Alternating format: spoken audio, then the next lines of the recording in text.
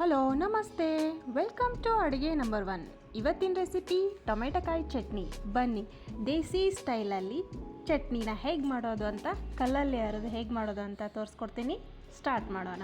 ಇದಕ್ಕೆ ಬೇಕಾಗಿರುವಂಥ ಸಾಮಾನು ಬರೀ 4 ಅಥವಾ 3 ಟೊಮೆಟೊಕಾಯಲ್ಲಿ ಈ ಚಟ್ನಿನ ಮಾಡ್ಕೋಬಹುದು. ಬನ್ನಿ, ನನ್ನ ಹತ್ರ 4 ಟೊಮೆಟೊಕಾಯಿ ಇದೆ, ನಾನು ಮಾಡಿ ತೋರಿಸ್ತೀನಿ. ಇದಕ್ಕೆ ಶೇಂಗಾ ಕಾಳು, ಬೆಳ್ಳುಳ್ಳಿ, ಜೀರಿಗೆ, ಉದ್ದಾಗಿ ಕಟ್ ಮಾಡ್ಕೊಂಡಿರುವ ಈರುಳ್ಳಿ, 2 ಹಸಿರು ಮೆಣಸಿನ್ಕಾಯಿನ ತಗೊಂಡು ರೆಡಿ ಮಾಡಿಟ್ಕೊಂಡಿದ್ದೀನಿ.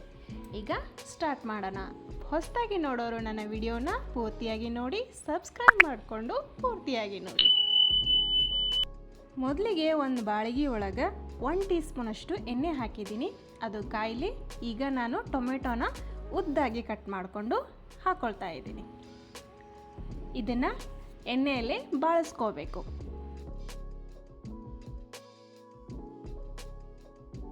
ಈ ಚಟ್ನಿನ ನೀವು ಮಾಡಿಟ್ಕೊಂಡ್ರೆ ಅಂದ್ರೆ ಕಲ್ಲೊಳಗೆ ಅರೆದು ಭಾಳ ದಿನ ಮಟ್ಟನೇ ಇಟ್ಕೋಬೋದು. ಫ್ರಿಜ್ನ ಇಡೋ ಅವಶ್ಯಕತೆನೇ ಇಲ್ಲ.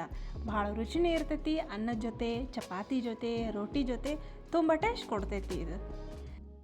ಟೊಮೆಟೊನ ಸ್ವಲ್ಪ ಬಳಸ್ಕೊಂಡಾದ್ಮೇಲೆ ಎಣ್ಣೆಯೊಳಗೆ ಆಮೇಲೆ ಈರುಳ್ಳಿನ ಸೇರಿಸ್ಕೊಳ್ರಿ.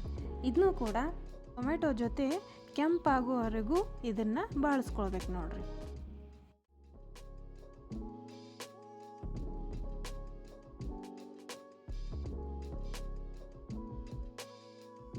ಈಗ ನೋಡ್ರಿ, ಇಲ್ಲೇ ಸ್ವಲ್ಪ ಕೆಂಪಾಗಿ ಬರಾಕತ್ತಾವಲ್ಲ.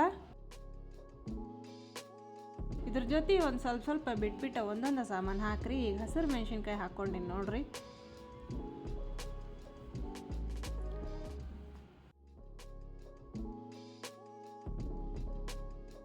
ಈಗ ಬೆಳ್ಳುಳ್ಳಿನ 1 ಟೇಬಲ್ ಸ್ಪೂನ್ ಅಷ್ಟು ಬೇಳೆ ಮಾಡಿಕೊಂಡು ಹಾಕ್ಕೊಂಡೆ. ಇದನ್ನೂ ಒಂದು ಸಾರಿ ಕೈಯಾಡಿಸಿ ಆಮೇಲೆ ಒಂದು ಲಿಡ್ ಕ್ಲೋಸ್ ಮಾಡಿ ಇಡಿ.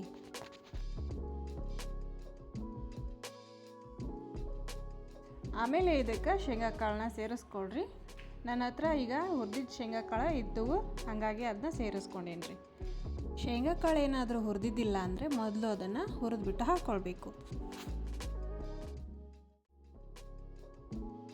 ಆಮೇಲೆ ಇದಕ್ಕೆ ಸ್ವಲ್ಪ ರುಚಿಗೆ ಉಪ್ಪನ್ನು ಹಾಕ್ಕೊಳ್ರಿ.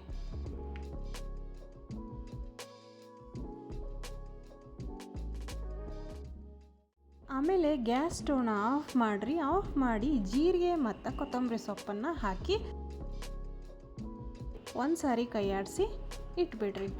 ಇದು ಪೂರ್ತಿ ತಣ್ಣಗಾಗಬೇಕು. ತಣ್ಣಗಾದ್ಮೇಲೆ ಕಲ್ಲಾಗ ಅರಿಬೇಕು.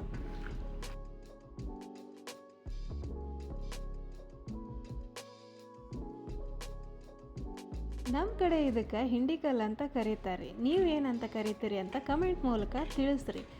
ಈಗ ಟೊಮೆಟೊಕಾಯಿ ಪೂರ್ತಿಯಾಗಿ ತಣ್ಣಾಗೈತ್ರಿ. ನಾ ಈಗ ಹರ್ಕೊಳಕ್ಕೆ ಸ್ಟಾರ್ಟ್ ಮಾಡೀನಿ. ನಾನು ಹಿಂಗೆ ಕಲ್ಲಾಗ ಅರಿಯೋದು ಅನ್ನೋ ಚಟ್ನಿನ ನನ್ನ ಮಗ ನೋಡ್ಕೊಂತ ಬಾಜು ಕುಂತಾನ ನೋಡ್ರಿ. ಏನೋ ಮಾತಾಡ್ತಿರ್ತಾನೆ, ನಾವು ಹಾಗೆ ಏನೇನೋ ಹ್ಞೂ ಅಂತ ಹೇಳೋದ್ರಿ. ಸಣ್ಣ ಮಕ್ಳ ಮಾತೇ ಚಂದಲ್ಲ ರೀ. ಹಿಂಗೆ ಪೂರ್ತಿ ಸಣ್ಣಗೆ ಪೇಸ್ಟ್ ಥರ ಆಗ್ಬೇಕು ನೋಡ್ರಿ. ಅಲ್ಲಿವರೆಗೂ ಇದನ್ನು ಜಜ್ಕೊಂತ ರುಬ್ಕೊಂತ ಇರ್ಬೇಕ್ರಿ.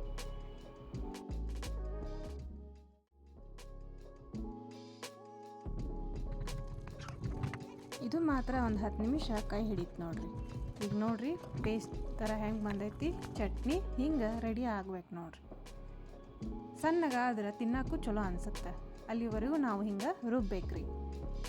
ಈಗ ಚಟ್ನಿ ರೆಡಿ ಆಯ್ತು ನೋಡ್ರಿ. ಈಗ ಒಂದು ಬೌಲಿಗೆ ಸರ್ವ್ ಮಾಡ್ತೀನಿ ರೀ. ಇದನ್ನು ಬಿಸಿ ಬಿಸಿ ಅನ್ನದ ಜೊತೆ ತುಪ್ಪ ಹಾಕ್ಕೊಂಡು ತಿನ್ನೋದ್ರಿಂದ ಭಾಳ ಚಲೋ ಅನಿಸುತ್ತೆ. ರೊಟ್ಟಿ, ಚಪಾತಿ ಕೂಡ ತುಂಬ ಟೇಸ್ಟ್ ಕೊಡುತ್ತೆ. ಇದನ್ನು ಬೇಕಾದರೆ ನೀವು ಮನೆಯಾಗ ಟ್ರೈ ಮಾಡಿರಿ. ಈ ರೆಸಿಪಿ ಇಷ್ಟ ಆಗಿದ್ದರೆ ಪಟ್ನ ಲೈಕ್ ಕೊಡಿ, ಶೇರ್ ಮಾಡಿ, ಬೇರೆಯವರಿಗೂ ಸಬ್ಸ್ಕ್ರೈಬ್ ಕೂಡ ಮಾಡಿಕೊಡಿ. ನೆಕ್ಸ್ಟ್ ರೆಸಿಪಿಯಲ್ಲಿ ಸಿಗ್ತೀನಿ. Thank you.